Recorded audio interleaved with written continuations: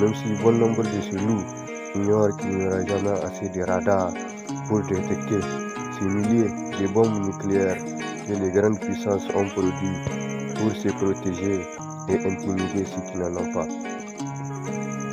Même si beaucoup de ces politiciens se sont distingués par leur ouverture d'esprit, aliénés et totalement dévoués aux aventures meurtrières des grandes puissances. Même si ces grandes puissances ne sont pas assez matures et conscients pour envisager que la civilisation humaine peut ne jamais se vérifier en cas d'un troisième conflit mondial.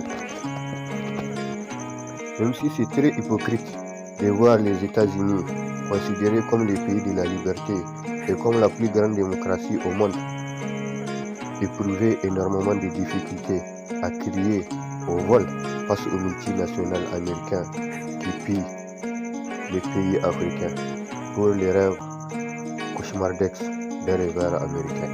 Et même si je me demande bien pourquoi est-ce que les moutons comiques du Nigeria n'hésitent pas à danser pour déshonorer le contexte chaotique de la politique nigériane, malgré les 9 millions de jeunes filles recensées qui errent dans les rues du Nigeria pour une vente à la Chine. 9 millions de jeunes filles exploitées dans un pays considéré comme la plus grande économie d'Afrique. 9 millions de jeunes filles perdues dans un pays spécialiste en matière de la corruption et de la diversion démocratique. Un pays où énormément de sénateurs font passer leurs intérêts avant ceux de la communauté.